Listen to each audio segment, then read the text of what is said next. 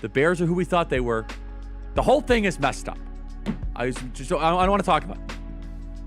Anyway, we'll be back on campus tomorrow at American Comeback Tour. Can you believe this? Charlie Kirk straight up dragged Beyonce, one of the biggest icons alive, calling her music not just not his taste, but trash, unlistenable noise, and disgusting. That's not a casual critique, that's a full-on hit job. He didn't simply say he didn't vibe with her, he went all the way in. And when he aimed his shots at Queen Bey, many people saw it as more than his usual culture war noise. To them, it was yet another example of how his fire so often seems to target women, people of color, and anyone bold enough to step outside the margins.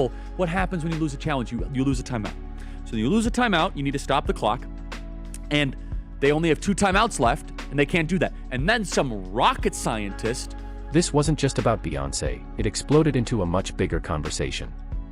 People began saying Charlie wasn't merely ranting for clicks, he was helping cement the rage, bitterness, and division that are eating America alive. Critics claimed he didn't just stir the pot, he poured in the poison, stirred it, and then cashed out while the country drowned in it. And whether you loved or hated him, you can't deny he profited from chaos. Here's the hard truth, while everyone agrees the way his life ended was brutal and wrong, many are pointing out that you can't erase his record. Kirk left behind a paper trail of bigotry, sexism, Islamophobia, homophobia, transphobia, and countless offensive comments targeting people of color. Down by 3 points, 2 minutes, 2 seconds left. So with 2 minutes and 2 seconds left, you have to make sure that the ball either goes out of bounds. The story is still making headlines everywhere. Charlie Kirk, one of America's most prominent conservative activists and a close ally of Donald Trump, was struck down in the most shocking way imaginable. It happened at Utah Valley University during an outdoor event attended by thousands. According to witnesses, Kirk suddenly clutched his neck as blood began to pour, then collapsed from his chair while horrified attendees screamed and scattered. The scene descended into chaos, with people running for their lives while others stood frozen in disbelief at what they had just witnessed. Just felt better and better, and I felt quicker. Yes. And I think the most important thing is that I was able to, like, when I had struggles, I was able to... The details are chilling. Kirk was addressing a crowd of about 3,000 at what was meant to be the first stop of a 15-city nationwide tour organized by Turning Point USA, the very group he co-founded. While he was taking questions from the audience, everything changed in a split second. Kirk lurched forward, clutching his throat, and within moments blood was gushing as he toppled to the ground.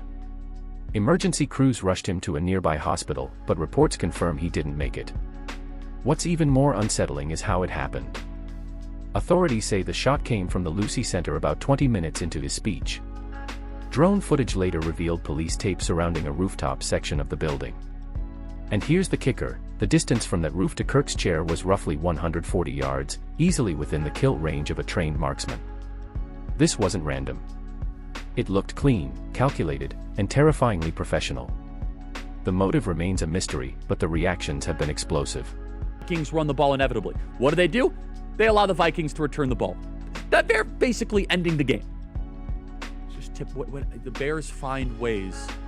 Donald Trump was the first to break the news on social media, praising the 31-year-old Charlie Kirk as great and even legendary. Hours later, Trump doubled down with a video statement from the White House, calling Kirk nothing less than a martyr for truth and freedom. As expected, he wasted no time blaming what he described as the radical left's toxic rhetoric for fueling the attack. Utah Governor Spencer Cox also weighed in, describing the event as nothing short of a political assassination. He voiced deep concern about how fractured America's political climate has become, warning that the nation's discourse has reached a terrifying boiling point. But while powerful leaders mourned Kirk and painted him as a fallen hero, the internet was far from unanimous. Many people online said flat out that he didn't deserve sympathy, arguing that he was a cruel man who built his brand by disrespecting marginalized groups, and the receipts are everywhere. For example, Kirk once went on record claiming that prominent black women lacked the brain processing power to be taken seriously. Yes, he actually said that. The clip, taken from The Charlie Kirk Show, singled out MSNBC host Joy Reid, former First Lady Michelle Obama, Texas Congresswoman Sheila Jackson Lee, and even Supreme Court Justice Ketanji Brown Jackson. How it's affected? No, I mean, I haven't had a drink in 4 or 5 years, and I was never a serious drinker at all. but it was one of those conscious decisions. Charlie Kirk didn't just mention these women, he named them one by one. 4 of the most prominent black women in America, and then he dropped words that left jaws on the floor. He essentially claimed that their acknowledgement of affirmative action was a confession that they weren't bright enough to succeed on their own merits. In his words, if we would have said 3 weeks ago that Joy Reid, Michelle Obama, Sheila Jackson Lee, and Ketanji Brown Jackson were affirmative action picks, we would have been called names. But now they're coming out and saying it for us. They're admitting, I'm only here because of affirmative action. And he didn't stop there. Kirk played a clip of Congresswoman Sheila Jackson Lee discussing how affirmative action helped her gain admission to certain institutions and used it to attack her intellect. He mocked her, saying, "We know, it's obvious, you are not smart enough to get in on your own. I couldn't make it on my own, so I had to take opportunities from someone more deserving." These comments struck a nerve for obvious reasons. The women he targeted have exceptional academic records. Joy Reid earned her undergraduate degree at Harvard. Michelle Obama attended Princeton and graduated from Harvard Law. Sheila Jackson Lee started at NYU, transferred to Yale, and completed her law degree at the University of Virginia. Justice Ketanji Brown Jackson earned both her undergraduate and law degrees from Harvard. So when Kirk said that women like them lack the brainpower to be taken seriously, critics immediately called it out as beyond offensive, especially considering that Kirk himself attended Harper College for just 1 semester before dropping out.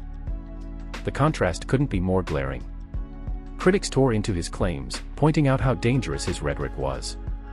His suggestion that these women had stolen a white person's slot wasn't just insulting, it carried the ugly implication that only white people deserve prestigious roles such as First Lady, TV host, or Supreme Court Justice. Kirk's remarks didn't stop there. He once said, "If I'm dealing with somebody in customer service who's a moronic black woman, I wonder, is she there because of her excellence or because of affirmative action?" He also mocked marginalized identities with statements like, "If you're an NBA pot-smoking black lesbian, do you get treated better than a US Marine?" He claimed, "It's happening all the time in urban America.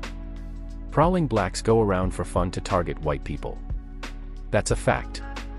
And in another notorious comment, Kirk said, "If I see a black pilot, I'm going to think, boy, I hope he's qualified, baby." That remark resurfaced recently, sparking even more outrage. During a panel discussion about diversity initiatives for airline pilots, Kirk doubled down instead of apologizing when questioned by a black attendee.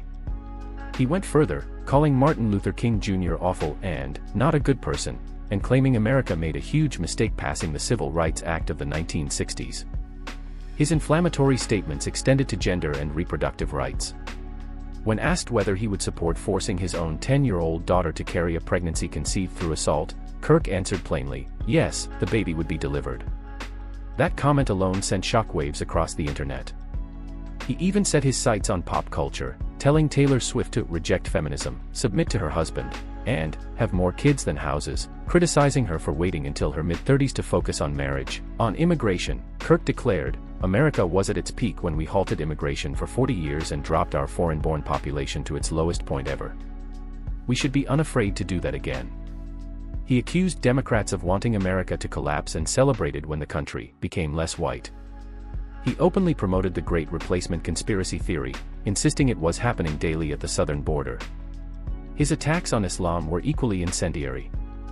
On his show, he warned that large dedicated Islamic areas are a threat to America, claiming Islam was not compatible with Western civilization and calling it the sword the left is using to slit the throat of America. Critics argue these weren't isolated outbursts but part of a consistent pattern, framing raw bigotry as intellectual debate. That strategy earned him both a massive platform and constant backlash. Supporters, however, highlight a different side. Comedian Terrence K. Williams defended Kirk on social media, rejecting accusations of racism and recalling how Kirk personally paid for hundreds of black students to visit the White House in 2019, covering flights, hotels, and expenses so no one missed out. Williams said Kirk also helped him secure his own White House invitation and called him a friend he would miss so much. This divide captures the paradox of Charlie Kirk's legacy. On one side is a record of rhetoric drenched in sexism, racism, and hostility toward marginalized groups.